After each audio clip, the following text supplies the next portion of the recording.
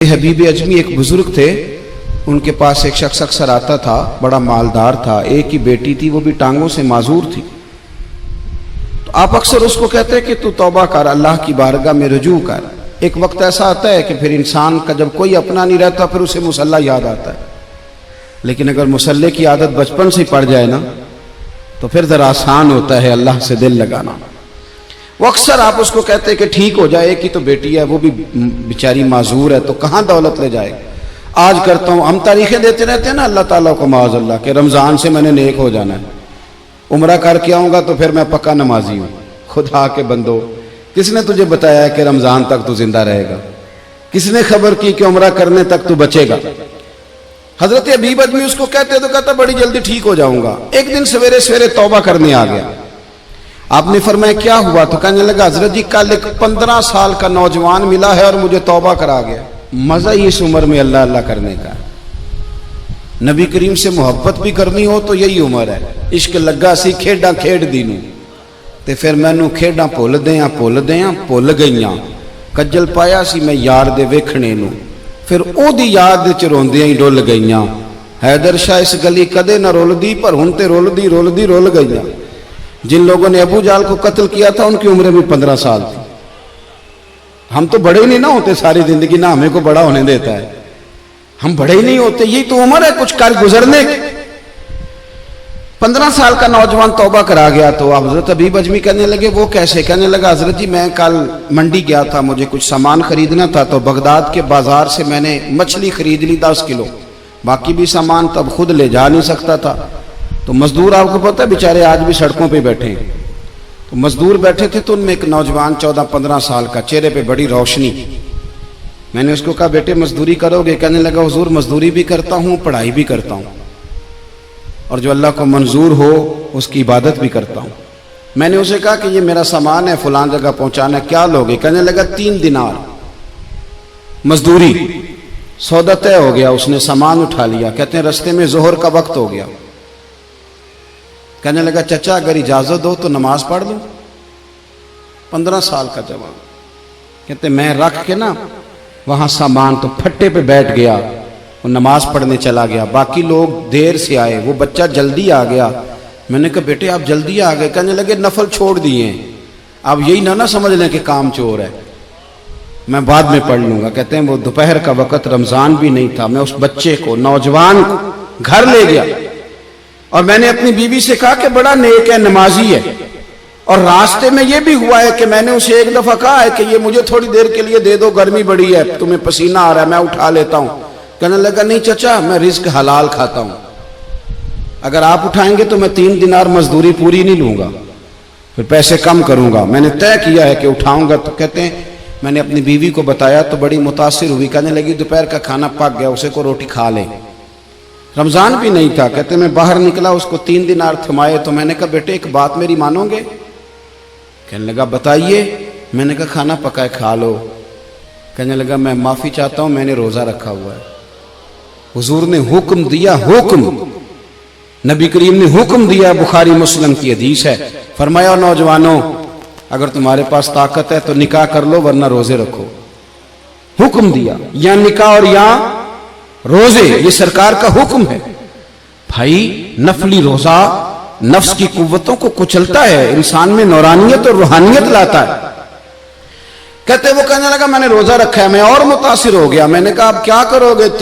کہیں اور جانا ہے؟ کہنے لگا نہیں، میں جس دن 3 دینار کما لیتا ہوں پھر میں مزید لالچ نہیں کرتا، باقی وقت یا قرآن مجید پڑھتا رہتا ہوں یا نبی پاک پہ درود شریف پڑھتا رہتا ہوں۔ آپ بتائیں تو میں نے کہا کہ افطار میرے ساتھ کر لو۔ کہتے ہیں میں اسے مسجد چھوڑ آیا اور خود میں لوٹ آیا۔ افطار کے بعد میں اسے لایا، کھانا کھلایا، عشاء پڑھی، اس کا گھر دور تھا، میں نے ڈرائنگ روم کھول دیا، بیٹھک کھول دی، وہیں وہ سو گیا۔ میری 20 سال کی معذور بچی کبھی چل نہیں سکتی تھی، کوئی طبیب کوئی حکیم میں نے چھوڑا نہیں تھا اس کو دکھایا نہ ہو، ایک ہی بیٹی وہ بھی معذور پیدائشی۔ اس کے کمرے میں گئے، میاں بیوی اسے کھانا کھلا اور بتایا بیٹے ایک نوجوان ہے، بڑا نیک ہے ہمارے گھر میں، آج بڑا پرہیزگار۔ پتہ ہے حضور نے کیا فرمایا؟ نبی کریم فرماتے ہیں جب نوجوان اٹھ کے تہجد پڑھتا ہے نا نوجوان، تو اللہ فرشتوں کے سامنے اس نوجوان پر فخر فرماتا ہے۔ اللہ فخر کرتا ہے کہ عمر دیکھو اور دیکھو یہ میری بارگاہ. اللہ فخر کرتا ہے, اللہ یعنی خدا خود میر مجلس بود, اللہ فخر کرتا ہے. اب سوچے تو ہم نے اپنی بیٹی کو بتایا کہ نوجوان اور بڑا نیک ہے, تو کہتے ہیں وہ کھانا کھلا کے ہم واپس آ گئے. آدھی رات کا وقت ہوا تو دروازے پہ دستک ہوئی. بچی اپنے کمرے میں سو رہی تھی, ہم اپنے کمرے میں, وہ بیٹھک میں. گھبرا کے اٹھے کہ اس وقت کون ہے دروازے پہ؟ تو بیٹی کہنے لگی ابا دروازہ تو کھولنا.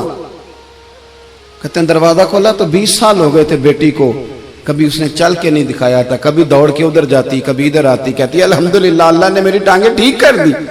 ہم دونوں رونے لگے, اے اللہ تو کتنا کریم ہے, کیسے ہوا بیٹے سارا کچھ؟ تو بیٹی کہنے لگی ابا آپ نے کہا تھا نا کہ نیک نوجوان آیا ہے, تو میرے دل میں خیال آیا اللہ اگر واقعی نیک ہے تو اس کے صدقے مجھے شفا ہی دے دے. یا ایھا الذین آمنوا اتقوا اللہ وابتغوا الیہ الوسیلہ. تو کہنے لگی ابھی میری دعا بھی پوری نہیں ہوئی تو رب کریم نے فضل کیا ہے اور مجھے شفا عطا کر دی. کہتے ہم دوڑ کے اس کے کمرے میں گئے اور جب ہم نے ہاتھ رکھا تو دروازہ پہلے سے کھلا تھا, ایک خط چھوڑ گیا تھا. آج کل کے پیر کی کرامت ہوتی تو فیس بک پہ دے دیتا, باقیوں کو بھی ذرا بھول پتہ چلے. کہتے ہیں وہ خط چھوڑ گیا اپنے بستر پہ کہ اگر تم لوگوں کو مجھ سے محبت ہو گئی ہے تو میرے پیچھے نہ دوڑنا, اس رب کی بارگاہ میں جھکنا جس رب نے میرے اوپر بھی فضل فرمایا ہے اور آپ پر بھی کرم فرمایا. میرے نوجوان دوستو, یہ جو بچپنا ہمیں لوگ کہتے ہیں نا ابھی بچے ہو, ابھی جب آپ بالغ ہو گئے تو نماز فرض ہو گئی, سچ بولنا ضروری ہو گیا, رزق حلال کھانا ضروری ہو گیا, شریعت ساری کی ساری لاگو ہو گئی. ایک تو درگزر سے کام لیں, دوسرا اپنی زندگی کے اندر خواہشات کو چھوڑیں. سادہ کھانا تو ویسے ہی انسان کو تندرست رکھتا ہے. یہ جو چکر ہم نے ڈالا ہوا ہے نا مرضیاں کرنے کا, اب موٹر سائیکل بالکل اچھی بھلی ہوتی ہے پر سفارش یہ ہے کہ ماڈل پرانا ہو گیا ہے, تو یہ تو کمزور لوگوں کی علامت ہے. زندگی میں خواہشات زیادہ نہ بڑھانا. دنیا میں سب سے مجبور آدمی وہ ہے جو اپنی خواہش کا غلام ہے, جو اپنے نفس کا مرید ہے. نہ خواہشیں بڑھانا, مطلب گھر میں صبح کا ناشتہ کرتے وقت یہ پلان کرنا کہ آج شام میں نے برگر کھانا ہے, یہ درست نہیں ہے. دوپہر کی روٹی گھر میں اچھی پکی ہوئی ہے, اماں نے پسینہ اٹھا کے پکائی ہے, پر صاحب کہہ رہے ہیں نہیں میرا نفس کہتا ہے کہ آج میں نے نا پیزا ہی کھانا ہے. نفس کی خواہشات کو نہ بڑھانا, یہ بندے کو غلام بنا لیتی. دنیا میں زیادہ تر گناہ روزی روٹی کے لیے نہیں ہوتے. کہ جو لوگ جرم کرتے ہیں, ڈاکے ڈالتے ہیں, کرپشن کرتے ہیں, یہ زیادہ تر نفس کی خواہشات کے لیے. انہیں دوسرے کی گاڑی پریشان کرتی ہے, انہیں بنگلہ پریشان کرتا ہے. آپ کو پتہ ہے نبی کریم علیہ السلام نے ایک دعا مانگی ہے.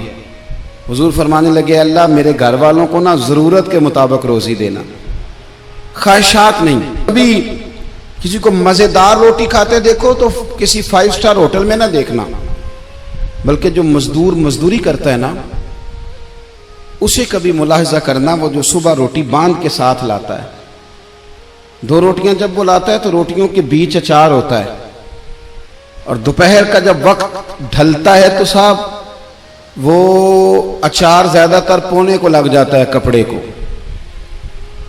اور مزدور کے کپڑے بھی میلے کچیلے ہوتے ہیں. وہ جو ہوٹلوں میں جا کے روٹی کھاتے ہیں تو وہ ڈھب سے بسم اللہ نہیں پڑھتے, وہ ڈھب سے شکر ادا نہیں کرتے, ان کو تو کسی کو پالٹی ڈالی ہوتی ہے وہ کھا رہے ہوتے.